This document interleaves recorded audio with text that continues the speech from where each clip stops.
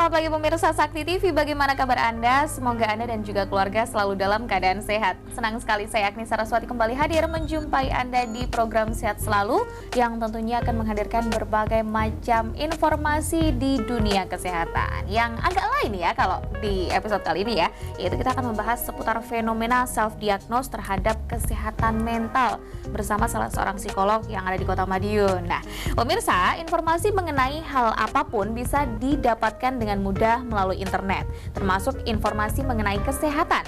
Hal ini menyebabkan tidak sedikit orang tergoda untuk mencari tahu sendiri penyebab dan dari gejala-gejala kesehatan yang dialaminya melalui internet, ketimbang pergi memeriksakan diri ke dokter atau ahlinya.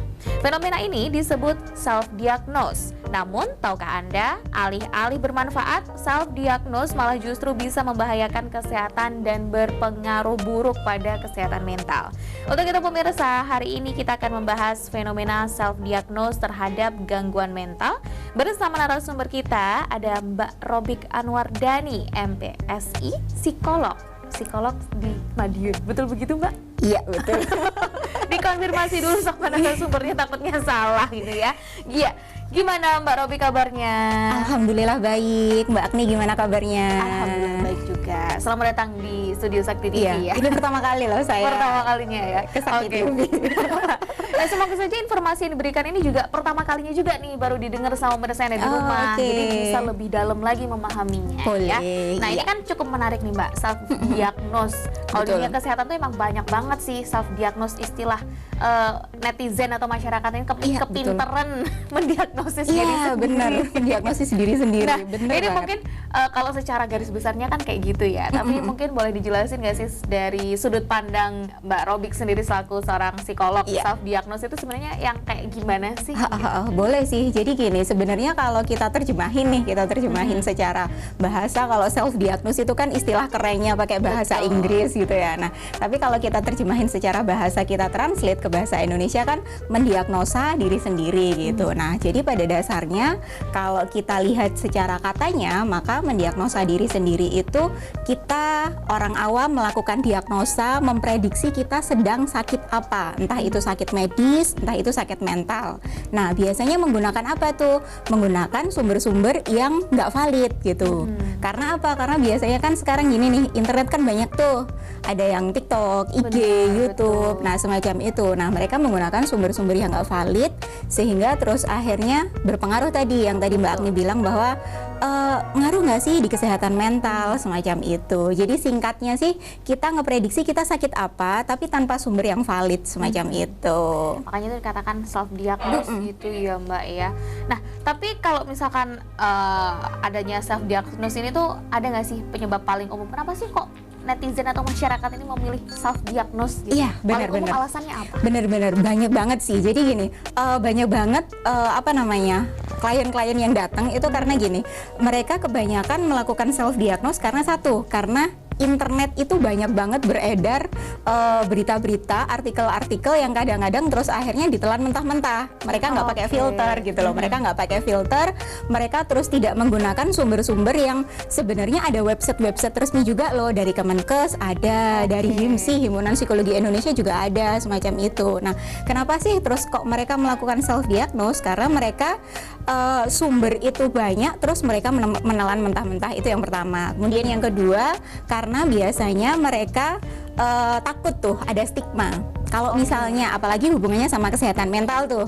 Nah, orang-orang kalau misalnya pergi ke psikolog nih, kan aku psikolog gitu toh. Nah, ketika mereka pergi ke psikolog, mereka ada stigma takut. Orang ke psikolog takutnya dibilang apa tuh? Biasanya mereka sering dibilang gila kayak gitu. Nah, jadi ada stigma-stigma semacam itu sehingga membuat mereka ketika mereka merasa tidak stabil secara mental, terus akhirnya mereka cari-cari sumber dan mengarahlah ke self diagnose itu sendiri gitu. Kemudian mungkin penyebab yang sering terjadi karena kita adalah makhluk sosial, mereka juga terlibat secara sosial itu juga gitu. Maksudnya terlibat secara sosial adalah ketika mereka datang secara sosial terus akhirnya mendapatkan stigma itu tadi, mereka aku kok takut ya nanti kalau misalnya pergi ke dokter, pergi ke psikolog, benar. semacam itu, sehingga mereka melakukan self diagnose, alih-alih malah membuat mereka menjadi tidak stabil secara mental begitu. Karena akhirnya makin banyak materi yang diterima ya, informasi yang diterima karena tidak valid itu tadi, akhirnya makin bikin pusing ya, self diagnose Iya. akhirnya malah takutnya mengganggu kesehatan mental itu tadi yang menjadi pembahasan kita pada kesempatan kali ini. Ya, Jadi benar. emang yang paling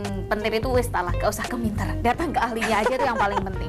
Tapi ya kita nggak bisa menutup kemungkinan ya Mbak ya, karena memang seperti poin yang kedua tadi disampaikan Mbak Robik ya, bahwa stigma di masyarakat itu loh yang paling menakutkan sebenarnya. Nggak salah sih sebenarnya kalau misalnya kita aware sama diri kita Betul. sendiri, itu nggak salah. Cuma yang keliru adalah ketika kita aware dan saking awarenya, saking sadarnya, tapi terus malah bikin kita menjadi hal overthinking semacam Betul. itu. Istilah gaulnya lah ya kalau Iya, sekarang itu bener-bener. yang paling rame tuh Overthinking. dan self diagnose. Nah, tapi kalau ada nggak sih secara Mbak Robik selaku psikolog gitu ya, pernah nggak sih nemuin contoh kasus dari self diagnose ini kebanyakan tuh seperti apa? Sering. Oh, sering banget ya. Sering. Kayak gimana tuh? Karena saya kan juga ngajar di Fakultas Psikologi juga ya. Nah, sering dari mahasiswa saya sih. Tapi untungnya mahasiswa saya itu gini, mereka terus mengkonfirmasi gitu loh. Untung mereka punya tempat untuk mengkonfirmasi gitu. Nah, Betul. sayang banget kalau orang-orang yang produktif itu ini yang mereka nggak bisa mengkonfirmasi gitu. Benar. Nah, contoh-contoh kasusnya itu misalnya gini sih. Self diagnose tadi itu kan kebanyakan kan di internet. Nah, di internet ya kan ya. Nah, karena di internet misalnya gini, ada mahasiswa tuh, kita ambil contoh mahasiswa aja lah. Mahasiswa kemudian dia browsing-browsing tuh. Mereka browsing-browsing, nemulah salah satu artikel tentang depresi. Kemudian dia baca gejalanya gitu. Nah, gejalanya kok nggak mirip nafsu sama aku, makan, kok nggak ada minat ke dunia sosial, jangan-jangan aku depresi tuh gitu. Kemudian ada lagi, misalnya scroll TikTok gitu. Nah, scroll TikTok nemu video tentang ADHD misalnya, ADHD gitu kan. Lah terus habis itu dilihat gejalanya, ada penjelasannya gejalanya semacam itu. Nah, kemudian dia menyesuaikan dengan dirinya, kok aku begini sih, jangan-jangan aku juga ADHD semacam itu juga Iya, sering benar sih sih. gitu. Tapi untungnya mahasiswa itu bisa mendapatkan tempat untuk mengkonfirmasi semacam itu. Untuk gitu. memvalidasi kayak gini tuh sebenarnya benar atau enggak? Mitos atau fakta? Betul banget, iya. Itu mitos atau fakta Nah, atau benar. cuma artikel yang belum tentu kebenarannya gitu. Karena kayak tadi kan kalau dibilang sama Mbak Robik sendiri bahwa internet itu kan sekarang semakin luas ya, dan artikel itu nggak semuanya valid. Betul, gunakan sumber yang valid, Betul. gunakan website yang memang benar-benar terverifikasi, itu benar. akan membuat kita menjadi pengguna internet yang bijak gitu. Benar. Aduh, quotes yang di segmen pertama udah keren banget nih. Bijak menggunakan internet ya, terutama itu yang harus dicatat. Karena memang ya gimana ya Mbak, kita cari apa-apa di internet dan belum tentu loh pemirsa catatannya ya. Ketika yang menulis persoalan gejala-gejala sakit, mungkin gangguan jiwa atau apa kayak gitu ya, belum tentu yang nulis itu juga seorang psikolog atau psikiater ya Mbak ya. Bisa Jadi orang jadi, awam bisa yang jadi. mengutip dari mana terus ditulis, di-upload lah di internet, kemudian dibaca oleh orang-orang, kan kayak gitu ya Mbak Bisa ya. jadi juga, Nah, ini yang gitu. jadi harus catatan untuk pemirsa di rumah ya. Oke, nanti kita akan lanjut lagi ya Mbak Robik ya, Oke. seputar fenomena self diagnose terhadap kesehatan mental. Jadi jangan kemana-mana pemirsa, tetaplah bersama kami di Sehat Selalu.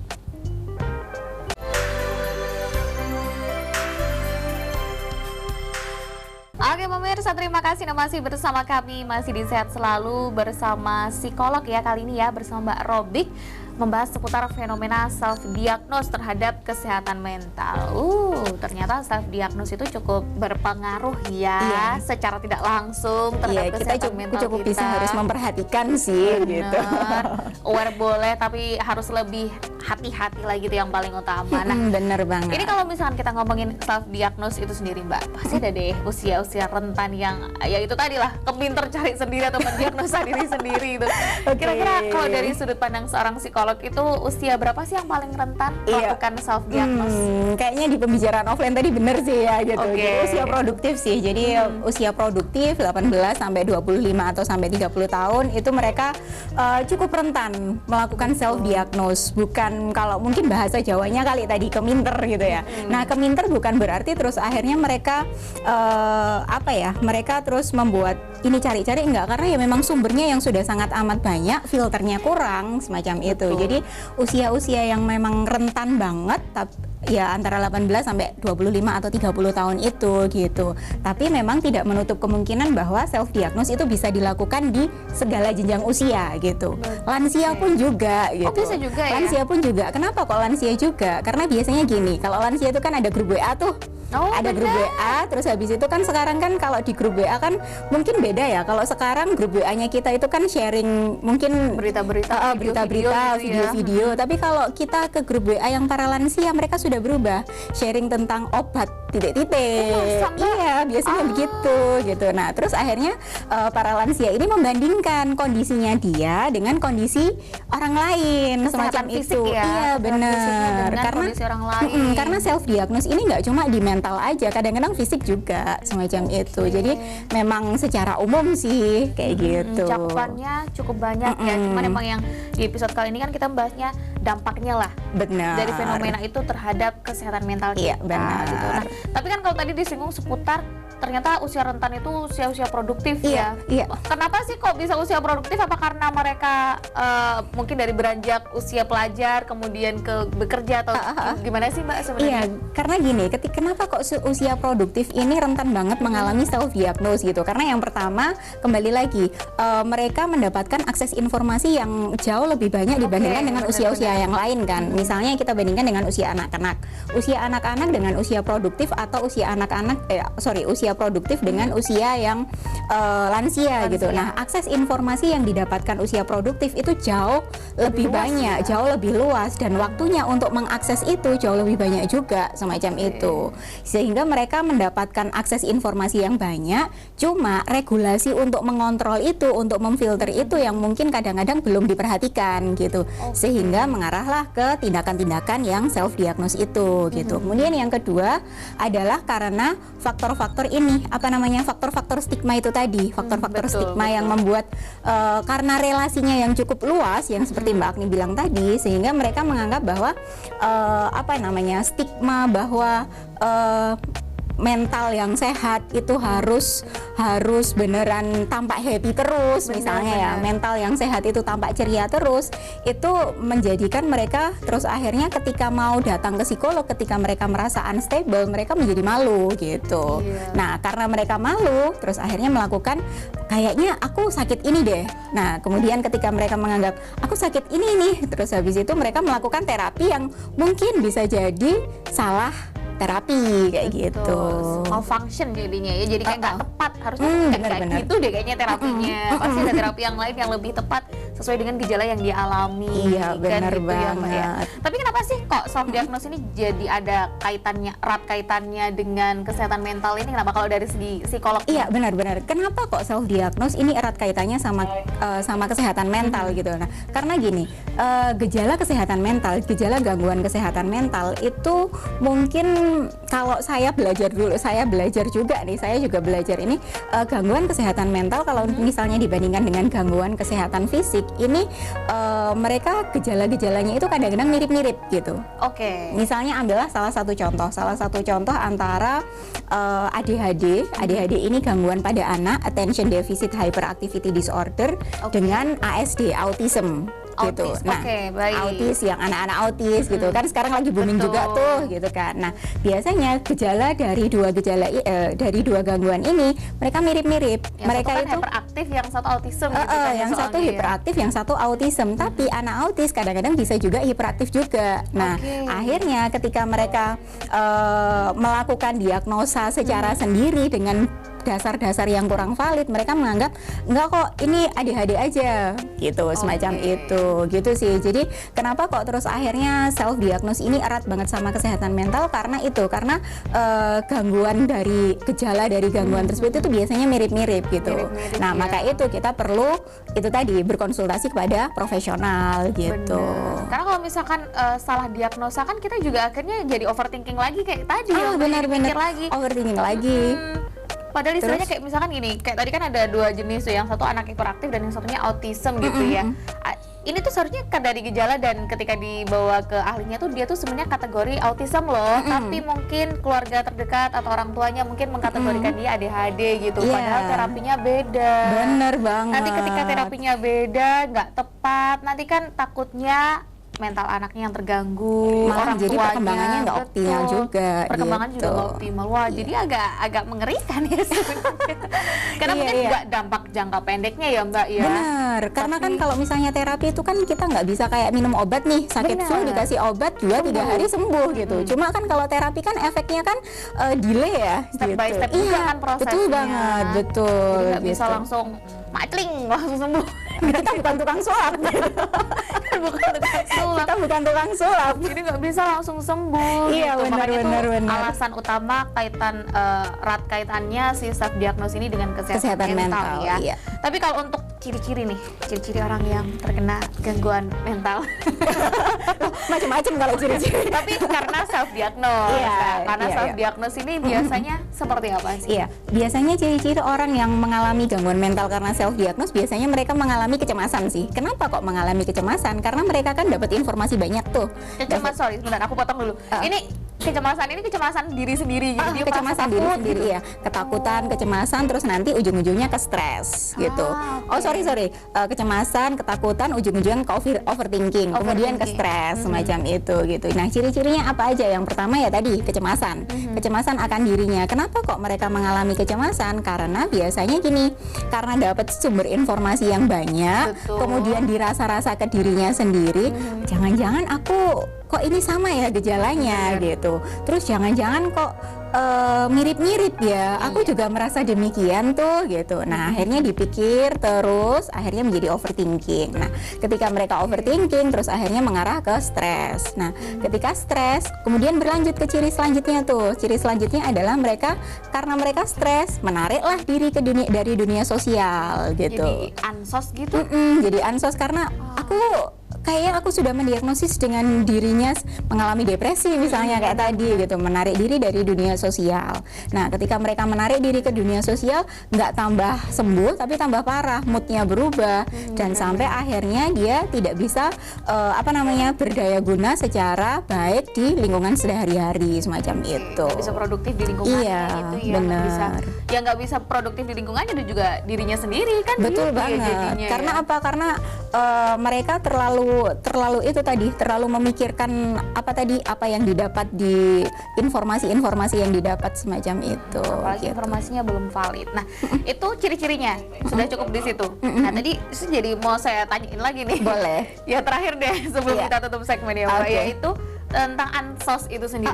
Apakah semua masyarakat yang mengkategorikan dirinya ansos itu bisa dibilang sebagai orang yang ciri-cirinya terkena gangguan mental karena self diagnose? Belum tentu. Belum tentu. Karena apa? Karena ansos atau antisosial itu juga macam-macam gitu, macam-macam spektrum lah, macam-macam jenisnya gitu. Nah, jadi gini, sebenarnya kalau kita melakukan diagnosa itu nggak hanya menggunakan dasar-dasar dari artikel-artikel atau bahkan mungkin psikolog ngomong di video, misalnya kayak ini ya, kayak kita nanti mungkin kalau misalnya nanti ditayangkan di Sakti TV ya, oh berarti orang yang melakukan self diagnose yang dirasa-rasa itu sudah pasti ansos enggak gitu. Karena apa? Karena kita untuk mendiagnosa kita perlu pedoman gitu. Jadi kita punya pedoman untuk melakukan diagnosa itu gitu. Nah, dalam salah satu pedoman diagnosa itu gangguan antisosial itu ada banyak macamnya dan kita perlu lihat person to person gitu. Karena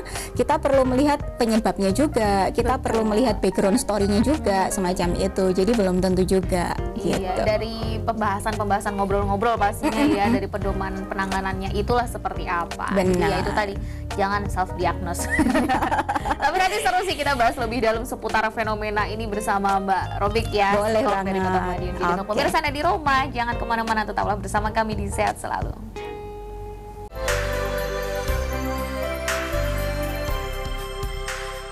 Terima kasih pemirsa, Anda masih bersama kami, masih menyaksikan Sehat Selalu, membahas seputar fenomena self-diagnose terhadap terhadap kesehatan mental. Maaf, saya jadi grogi, jangan-jangan saya kesehatan mentalnya terganggu. Aduh, jangan. jangan self diagnose dong. Oh iya benar, jangan self diagnose. Masih bersama Mbak Robik ya, seorang psikolog dari Kota Madiun. Nah, ini kalau tadi kan pembahasannya cukup menarik tuh seputar ciri-ciri juga nih Mbak ya. Salah satunya adalah ansos. Tadi sudah ditutup segmennya menyampaikan bahwa ansos itu nggak semuanya ciri-ciri gangguan mental akibat self diagnose itu adalah ansos gitu ya Mbak ya. Cuman salah satunya bisa seperti itu. Nah, ini sebelum kita beranjak ke pertanyaan berikutnya, nih saya juga sering mendengarkan mitos-mitos, isu-isu di masyarakat dan di netizen. Iya, apa itu? Ansos dan introvert. Ini apakah dua hal yang berbeda atau sama? Ini mungkin di luar tema dulu ya pemirsa ya. Tapi cukup menarik coba. Tapi cukup menarik kok, memang benar. Ansos sama introvert, apakah itu dua hal yang berbeda atau sama atau mereka saudara kembar atau sesepupuan gitu ya? Repot nih. Gimana itu Mbak? Iya, ansos sama introvert itu sebenarnya dua hal yang berbeda. Kenapa? Kalau ansos itu kan antisosial nih. Antisosial memang lebih cenderung mengarah ke gangguan mental gitu. Jadi memang ada di salah satu pedoman diagnosa itu gangguannya namanya memang antisocial personality disorder gitu. Jadi memang tanda-tandanya cukup banyak sih gitu. Mereka yang menarik diri secara sosial, mereka yang tidak mau berkontribusi ketika mereka mendapatkan ajakan untuk berpartisipasi secara sosial pasti mereka menolak, dan kadang-kadang orang ansos cenderung melakukan agresi gitu.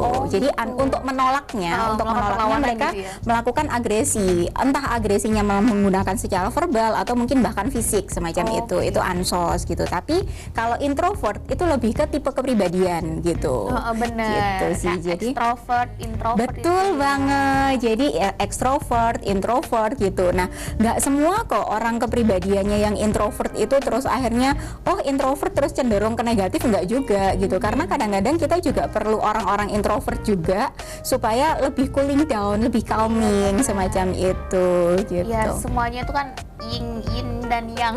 Iya, saling melengkapi. Melengkapi gitu ya Mbak. Benar. Ya, seperti saya dan Mbak Robik. Saya bertanya, Mbak Robik menjawab. Boleh. Oke. Itu secara singkat udah dijawab, apakah ansos dan introvert itu sama atau berbeda? Ternyata berbeda. Lebih detailnya kita bahas di episode berikutnya. Oke, siap. Nah, ini kalau mungkin tadi kan sudah ada ciri-cirinya tuh Mbak. Ciri-ciri kita mengenal dampak dari ciri-ciri orang yang terkena gangguan mental ya akibat self diagnosis ini. Tapi kalau dampaknya sendiri, ada nggak sih dampaknya secara psikolog ini? Oke, pasti ada banget sih. Kenapa kok terus akhirnya kita bahas di sini? Itu pasti ada banget sih dampaknya secara psikologis. Apa sih kalau misalnya kita melakukan self diagnose gitu? Nah, yang pertama adalah misdiagnose gitu, misdiagnosa. Gagal paham. Betul banget.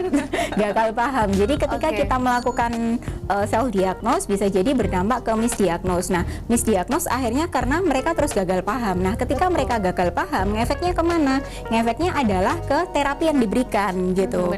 Kenapa? Misalnya gini, contohnya adalah seperti yang tadi kita ambil contoh yang autis sama ADHD itu aja ya. Nah, autis sama ADHD. Nah, ketika kita melakukan self diagnose ya, padahal anaknya yang sebenarnya mengalami ADHD tapi terus akhirnya didiagnosa secara sendiri tanpa ada dasar didiagnosa autis, otomatis penanganannya pun juga berbeda. Dan itu juga akan efeknya jangka panjang seperti Mbak Agni tadi paparkan tadi juga gitu. Kemudian yang kedua, dampaknya apa? Dampaknya underdiagnose gitu. Jadi underdiagnose nih underdiagnose itu terus misalnya gini, ketika mereka mengalami memang diagnosa sudah benar gitu. Misalnya diagnosa sudah benar, anaknya mengalami ADHD gitu. Nah, ADHD itu kan ada tingkatan nih, sama kayak flu ringan, flu sedang, flu berat kayak gitu ya.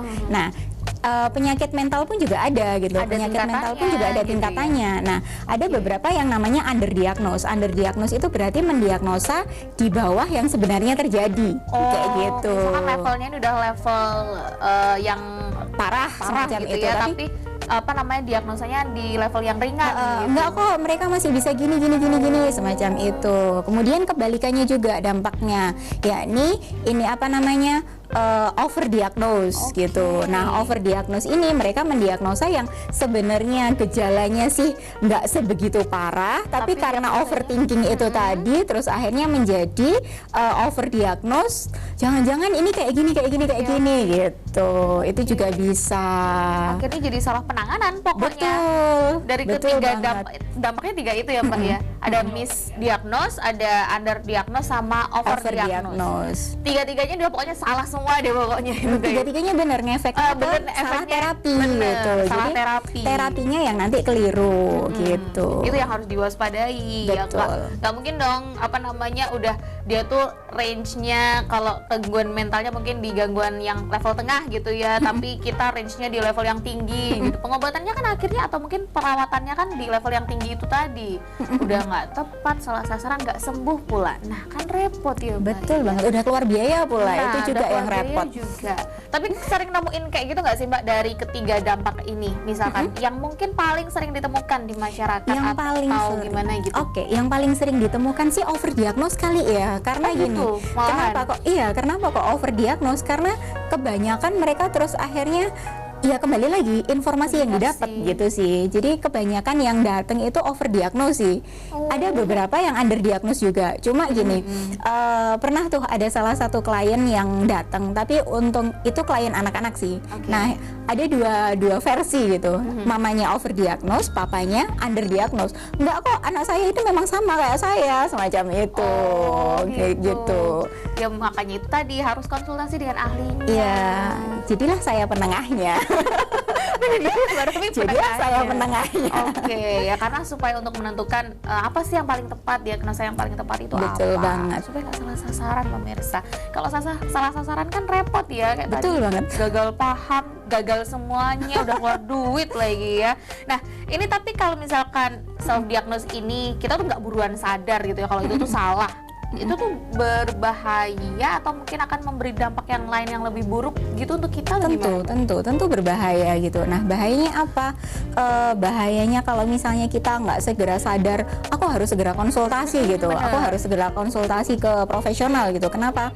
Nah, bahayanya adalah ketika mereka masih masih terkungkung dengan mendiagnosa diri sendiri itu tadi. Nah, mereka bahayanya nanti malah mengalami gangguan mental yang jauh lebih parah semacam itu. Iya. Yang padahal masih bisa dihindarin sebenarnya. Iya, yang sebenarnya bisa dihindarin, atau ketika gejalanya tambah parah dan mereka melakukan underdiagnose yang itu tadi, malah membuat mereka ya sudah gejalanya tidak tertangani dengan baik semacam itu. Jadi bahayanya ke sana sih.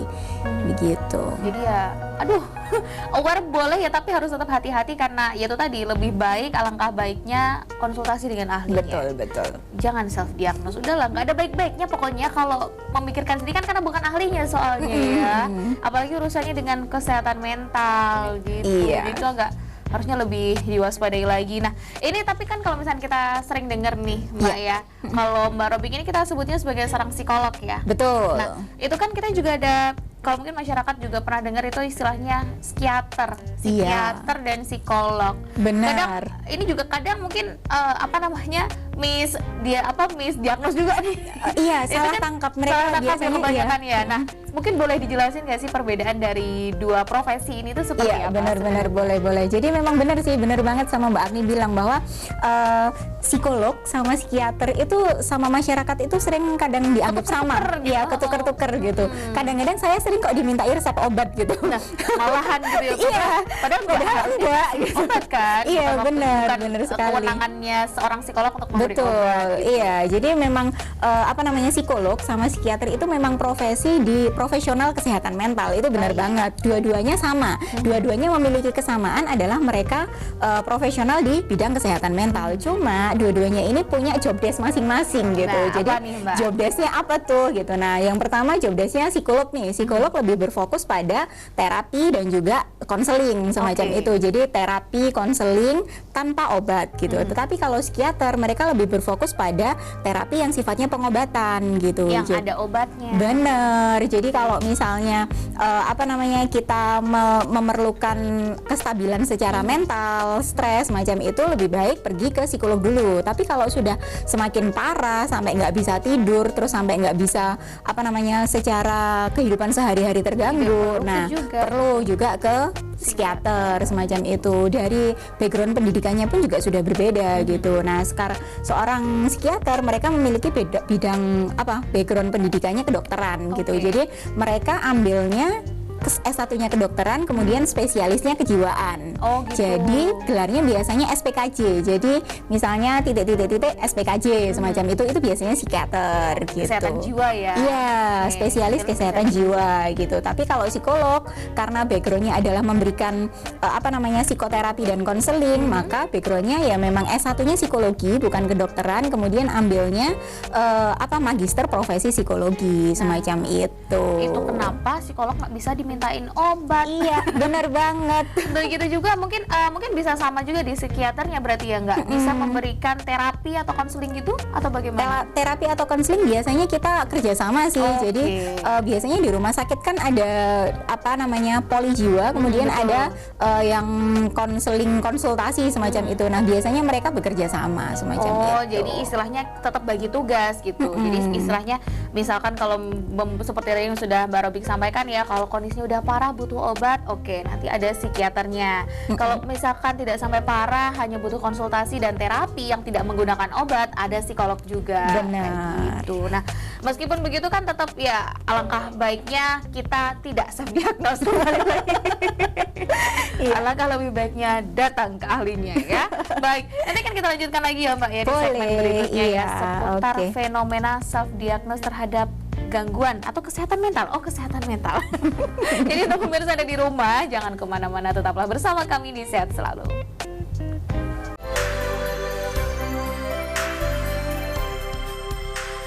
Terima kasih pemirsa, Anda masih bersama kami, masih menyaksikan Sehat Selalu ya, membahas seputar fenomena self-diagnose terhadap kesehatan mental bersama Robik Anwardani, MPSI, psikolog, seorang psikolog dari Kota Madiun, Mbak Robik ya.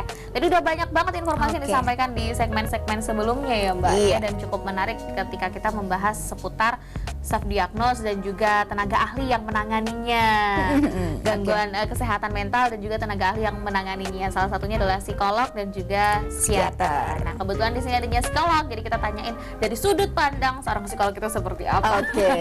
Nah ini mungkin kaitannya dengan penanganannya sih Mbak ya, penanganan tenaga ahli terhadap orang yang mungkin sedang mengalami gangguan mental akibat self-diagnose itu seperti apa? Sebenarnya penanganannya macam-macam sih. Penanganan yang diberikan oleh tenaga ahli ketika mereka mengalami gangguan mental, terus terutama disebabkan karena self-diagnose itu sebenarnya macam-macam. Macam-macamnya tergantung dari apa? Tergantung dari gejalanya gitu. Karena kan tadi dampaknya kan macam-macam juga tuh gitu kan. Nah, jadi dari dampaknya itu kita lihat, dari penyebabnya kita lihat. Nah, kita bisa memberikan apa? Kita bisa memberikan terapi gitu. Nah, terapinya pun juga ada banyak gitu. Nah, ada banyak, salah satunya yang biasanya sering saya gunakan ketika kita dapat klien mereka underdiagnose atau overdiagnose itu tadi, biasanya kita menggunakannya adalah cognitive behavioral therapy gitu. Kenapa kok menggunakan cognitive behavioral therapy?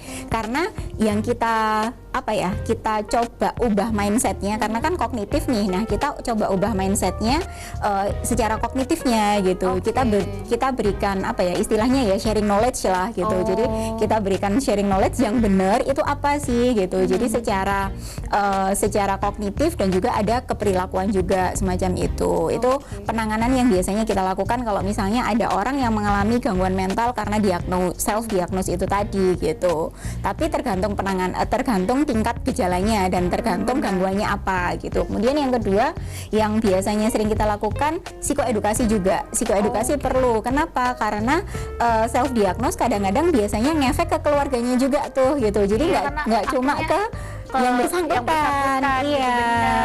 gitu. Jadi kita perlu memberikan psikoedukasi juga ke keluarganya juga bahwa yang terjadi itu sebenarnya ini loh kepada misalnya anaknya atau misalnya keluarganya gitu, semacam itu. Kemudian yang bisa dilakukan juga kalau misalnya menggunakan secara psikologis ya, kita bisa menggunakan ini psikoterapi juga gitu sih. Psikoterapi juga bisa digunakan. Itu tapi gitu, macam-macam. Ya pokoknya tergantung gejala ya. Iya, tergantung gejalanya. Kalau misalnya memang dari self diagnose ini terus akhirnya mengarah ke gejala kecemasan tuh, nah berarti kan yang harus diturunkan kan kecemasannya dulu gitu. Atau kalau misalnya dari self diagnose terus mengarah ke gejala overthinking gitu, nah berarti kan yang perlu dirubah adalah mindset overthinkingnya dulu, semacam itu.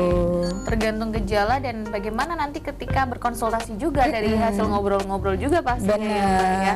Nah ini mungkin tapi gini, ketika mungkin ada klien lah, anggaplah ada klien yang datang ke Mbak Robi gitu ya, dia self diagnose dirinya sendiri itu over diagnose gitu misalkan.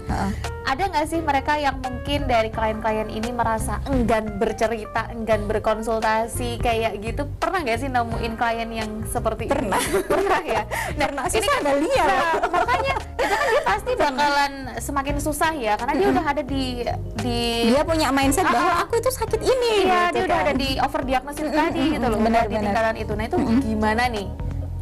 Coba Gimana nih menggalinya tuh gitu. Gimana itu Mbak, Iya kira-kira? sebenarnya benar banget, dan itu sering sih. Jadi gimana kita menggali orang-orang yang memang over diagnose itu benar, tadi, yang mereka sudah terpatri nih di pikirannya bahwa aku sakit ini gitu. Entah apapun itu, dia pergi ke dokter dia nggak percaya, dia pergi ke psikolog pun nggak percaya, tapi terus akhirnya mau nggak mau lari ke kita gitu kan. Kita dapat klien semacam itu gitu. Nah dalam melakukan diagnosa sebenarnya kan kita ada langkah yang harus dilakukan tuh. Nah langkah yang dilakukan biasanya kita sebutnya dengan asesmen. Asesmen itu mungkin bahasa gampangnya adalah kita ngetes dulu gitu loh. Kita tes dulu. Sebenarnya yang terjadi apa sih? Tujuannya kan untuk mengetahui apa yang terjadi, kondisinya yang bagaimana gitu. Nah kalau misalnya kita mendapatkan klien yang mereka susah banget buat sharing cerita, nah kita percaya dari sudut pandang ilmu psikologi, kita menganggap kita ada salah satu tools yang bisa kita gunakan adalah salah satunya adalah tes proyeksi, tes yang mencerminkan apa yang terjadi. Walaupun dia tidak ngomong secara verbal, tapi kita bisa menggunakan salah satu tes itu gitu. Gitu itu kayak sih. menjawab pertanyaan kayak psikotes gitu nggak sih Mbak? Itu Kalau mungkin menjawab pertanyaan mungkin lebih ini ya, mereka lebih bisa faking ya, mereka lebih bisa berbohong semacam itu ya, tapi lebih ke kita menggunakannya proyeksi. Jadi proyeksinya adalah lebih ke menggambar, jadi mengungkapkan sisi-sisi alam bawah sadarnya semacam itu. Jadi yang secara nggak sadar memang dikit sama kliennya, kita bisa gali lewat sana semacam itu. triknya gitu ternyata. Iya, seru kan, mau coba? Takut antar saya kenapa-kenapa. Nah ini juga kayak gini, Ini jadi juga kecemasan nih. iya. Itu ciri-ciri kecemasan ya Mbak ya. Ketakutan tadi, stigma bahwa Benar. nanti kalau misalnya aku pergi ke psikolog atau aku pergi ke psikiater, aku nanti takutnya dicap yang gimana semacam itu. Iya sih, bener sih. Nah tapi kalau misalnya kayak gini Mbak, terkait dengan self diagnose dan juga mungkin orang-orang yang sudah berkonsultasi dengan Mbak Robik nih terutama, apakah dari mereka-mereka ini bisa dikatakan sembuh total dari gangguan mental karena self diagnose kayak gini, atau gimana kira-kira kalau melihatnya?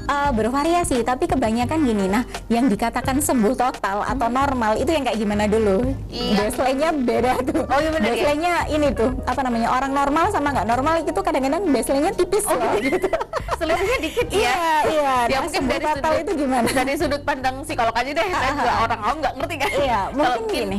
ini kayaknya nggak perlu melakukan perawatan lagi deh, atau nggak perlu terapi lagi. Nah, itu di titik yang seperti apa? Ya, mungkin yang kita katakan sembuh total adalah sembuh secara total, mereka adalah bisa kembali lagi ke dunia sosialnya gitu. Jadi mereka yang bisa melakukan aktivitas aktivitas sehari-hari secara optimal semacam itu, mereka yang bisa dikatakan sudah aja, nggak perlu konsultasi lagi, semacam itu. Jadi ada sih, jadi kita pasti kan nggak mungkin juga kalau misalnya apa namanya kamu harus konsultasi terus. Nah itu psikolog yang beda juga, itu psikolog yang rasanya agak lain sih gitu. Jadi karena kan apa? Karena kan tujuannya psikolog adalah membantu klien supaya mereka bisa berdaya guna secara individu maupun secara sosial kan. Nah, kalau misalnya seorang psikolog terus akhirnya membuat si kliennya ketergantungan, saya rasa ya memang itu tadi agak lain sih gitu. Jatuhnya malah jadi overdosis nih si kliennya gitu. Overdosis buat datang ke psikolog gitu kan. Tapi itu pun juga sama berarti ya berlakunya dengan psikiater ya Mbak ya. Betul banget, kalau benar. Kalau nggak perlu menggunakan obat berarti sudah di stop gitu. Biasanya gitu karena mereka kan setahu saya sih ya mungkin kalau misalnya ini jadi biasanya psikiater itu menggunakan obat dengan dosis tertentu gitu. Dan berangsur-angsur itu biasanya diturunkan semacam itu sih. Iya sih kalau kita mungkin lihat di film-film gitu kali ya, mungkin pertama karena gejalanya berat gitu jadi dikasih obat yang dosisnya mungkin agak besar gitu, agak tinggi gitu ya Mbak. Nanti kalau sudah sesi konsultasi berikutnya sudah ringan diberikan dosis yang lebih rendah gitu berarti. Benar banget. Sama aja berarti ya, intinya tetap ada proses-proses yang harus dilalui gitu. Berarti itu kalau misalkan kena gangguan mental karena self diagnos nih misalkan itu nggak bisa satu kali datang terapi sembuh berarti ya? Biasanya jarang sih. Jarang ya? Jarang sih karena ada tahapannya, ada tahapannya. 2 sampai 3 lah, 2 sampai 3 kali semacam itu sih. Untuk sampai benar-benar ngerubah mindsetnya ya. Tapi tergantung juga dari tingkat keparahan. Jadi tingkat keparahannya sama kenapa kok mereka overdiagnose itu kan punya irrational belief ya, punya keyakinan yang irasional semacam itu kan. Iya, benar. Nah, tergantung dari tingkat keparahan irrational beliefnya itu gitu. Separah apa gitu ya. Iya. Itu 2 atau 3 kali pertemuan gitu berarti ya. Biasanya gitu sih. Terus itu kalau mungkin anggaplah paling cepet gitu ya. Paling lama kira-kira berapa kali pertemuan ini Mbak kalau pernah menemukan kasus gitu? Nah, kadang-kadang gini, biasanya yang mungkin yang beberapa kali, yang sampai beberapa kali itu gini. Biasanya kalau kita menggunakan terapi itu kan pasti kita kasih PR ya, kita kasih PR di rumah nih gitu. Nah, ada tugas rumah. Ada tugas rumahnya tuh gitu. Misalnya nanti coba ya di rumah selama 2 minggu melakukan ini semacam itu kan. Nah, terus akhirnya apa yang diminta atau ada yang diminta tolong oleh psikolognya atau psikiaternya itu tidak dilakukan semacam itu gitu. Terus akhirnya ya kembali lagi ke settingan awal tadi semacam itu. Akhirnya bebel banget ini gitu. Tapi ada juga gini Mbak Agni, saya tuh dapat yang seru juga sih. Gitu. Kadang-kadang saya juga geleng-geleng ya? kepala juga. Jadi gini, nanti ketemu lagi 2 minggu lagi gitu ya. Belum ada 2 minggu sudah tidak ketemu lagi gitu. Nah itu juga ada juga. Itu orang-orang yang overdiagnose tuh biasanya gitu. Belum ada 2 minggu, terus ini kok saya masih belum ada efeknya ya semacam itu. Belum, baru 3 hari minta ketemu lagi, gimana coba? Oh iya, istilahnya karena gini, pasti namanya juga kita minum obat ya, istilahnya kayak terapi itu kan juga sebagai bentuk pengobatannya, itu kan pasti ada waktu tertentunya. Jadi ya itu tadi, jangan komentar pemirsa. Oke. Aduh makin seru nih, makin lama ya Mbak ya. Oke, nanti kita akan lanjutkan lagi pemirsa di segmen berikutnya, jadi jangan kemana-mana, tetaplah bersama kami di Sehat Selalu.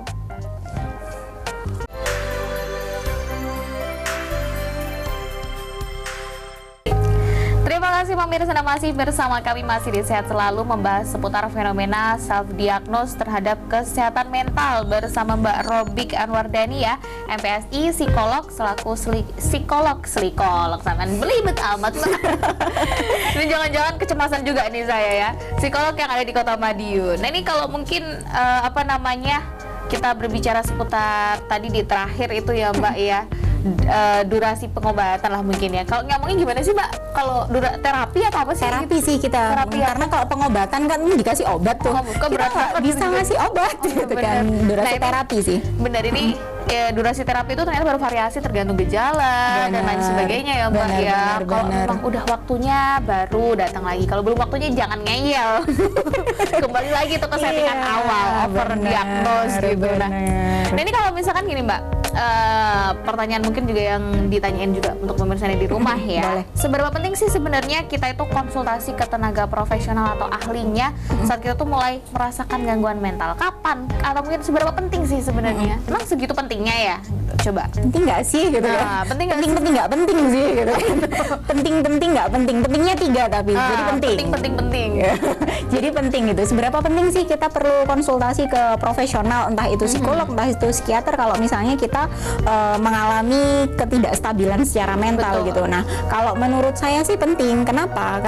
Karena dengan kita berkonsultasi kepada profesional, kita akan mendapatkan diagnosa yang tepat, diagnosa yang valid.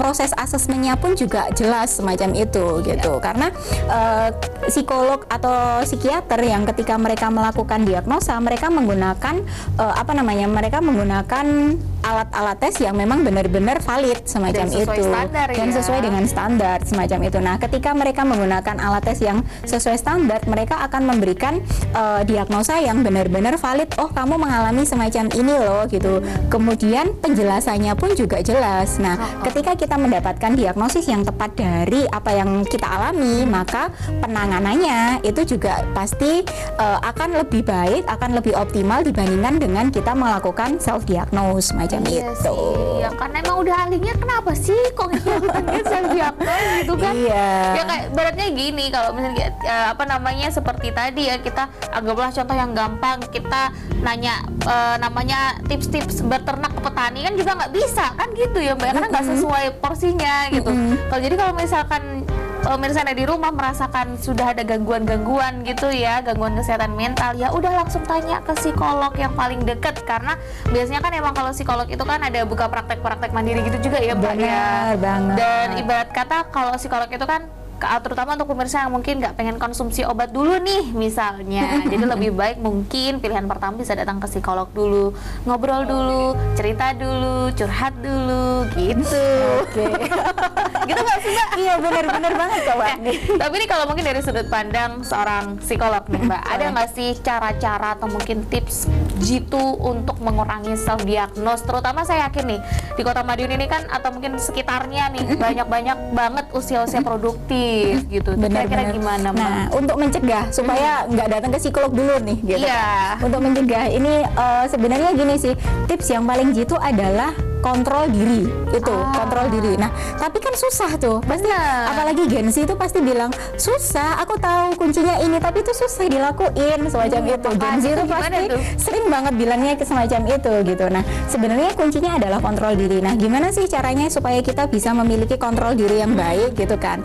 Nah, ketika kita sudah merasa, karena kan pasti kan kita harusnya aware ini sama apa yang terjadi sama diri kita tuh gitu kan. Kita aware sama apa yang terjadi. Nah, ketika kita sudah mulai merasa nggak stabil, ketika kita mulai merasa kok ada yang rasanya nggak enak ya gitu kan. Nah, kalau terus akhirnya mengarah ke perilaku yang browsing yang nggak jelas itu, nah semacam itu yang harusnya kita kontrol gitu. Pilihlah, atau kita harus filter sih gitu, lebih ke filterisasi sih. Jadi kita harus filter apa yang kita cari di internet gitu. Lah, lebih baik menggunakan sumber-sumber atau website-website yang valid gitu. Semacam itu. Saya rasa kebanyakan psikolog yang ada di sosial media sekarang juga mereka ketika mereka membuat video, mereka pasti ada disclaimer-nya bahwa video ini tidak digunakan untuk mendiagnosa kamu mengalami gangguan ini kok, semacam itu gitu sih. Nah, jadi gunakan sumber-sumber yang valid, gunakan website-website yang memang itu terverified gitu. Itu yang paling utama sih. Iya. Itu tipsnya cuma saat itu aja sebenarnya. Iya, sebenarnya itu itu udah sih. paling jitu sebenarnya. Kalau misalnya kita nggak ngontrol diri, ya udah, selamat menikmati. Selamat menikmati tahapan-tahapan berikutnya. Selamat menikmati. Nah, tapi gini, berbicara mungkin seputar ini di luar, ya masih pembahasan juga sih. Berbicara seputar kemajuan zaman nih Mbak ya. Ini mungkin bisa dimanfaatkan nggak sih untuk orang-orang yang mungkin ansos, yaitu konsultasi secara online? Bisa nggak sih psikolog itu membuka layanan konsultasi online hanya by WhatsApp? Mbak, aku kok gini-gini ya, kayak gitu-gitu. Bisa nggak sih sebenarnya? Ada beberapa psikolog yang memang open konsul online gitu, ada sih. Jadi ada yang menggunakan WA, ada yang menggunakan video call, ada yang menggunakan Zoom gitu. Apalagi ketika kemarin waktu pandemi itu. Benar. Itu semua layanan kan tertutup kan. Kita tidak bisa menggunakan konsultasi konsultasi secara offline gitu Bener kan. kan semuanya online ya. Iya benar. Jadi layanan konsultasi online itu memang dibuka juga sih gitu. Jadi kalau misalnya mereka yang ansos atau mereka yang malu atau mereka yang tidak mau menunjukkan identitasnya semacam itu, sebenarnya difasilitasi juga kok. Difasilitasi dengan namanya konsultasi online itu tadi gitu. Ada beberapa platform yang saya rasa bisa digunakan ketika kita mau konsultasi online gitu, bisa digunakan Nah, juga gitu. kalau misalkan Mbak Robik sendiri nih misalkan, kalau klien ada yang Mbak kayaknya aku malu deh untuk datang offline ke sini. Kalau misalkan di pertemuan berikutnya online boleh nggak sih kayak itu ada? Boleh. Ada beberapa yang memang klien saya ada yang beberapa yang misalnya dari Banyuwangi, dari Surabaya, semacam itu kita menggunakan online counseling sih gitu. Oke, tetap disesuaikan kebutuhan dari si klien juga. Benar, Jadi kalau iya. misalkan pemirsa ada di rumah merasakan gejala-gejala yang sudah disebutkan tadi gitu ya, dan merasa diagnos, ada underdiagnos dan juga dampak-dampak yang lainnya, itu mungkin boleh konsultasi secara online juga ke psikolog yang terdekat atau ke Mbak Robik juga boleh nih. Mbak Robik ada di sini. Terima kasih. Nah, ini kan udah di segmen terakhir nih Mbak. Mungkin ada nggak sih yang pengen disampaikan ke pemirsa yang ada di rumah terkait fenomena self diagnose terhadap kesehatan mental ini sendiri? Iya, mungkin ini sih kita meringkas dari pembicaraan kita Boleh, dari awal silakan. sampai akhir tadi ya Mbak Agni ya, bahwa sebenarnya kita boleh kok peduli dengan diri kita merasa aware dengan diri kita, itu boleh banget gitu. Cuma ya ketika karena ada banyak sumber informasi, ya kita harus melakukan filter terhadap informasi-informasi itu. Gunakan sumber-sumber yang terpercaya, gunakan sumber-sumber yang valid supaya self diagnose kita bisa menghindarinya. Mungkin gini sih terakhir kali ya, say yes to self awareness and say no to self diagnose. Kayaknya itu sih. Yes buat self awareness, khawatir terhadap diri sendiri, sadar diri, tapi no buat self Self diagnose. Dan kayaknya self diagnose ini berlaku untuk semua permasalahan kesehatan. Benar banget.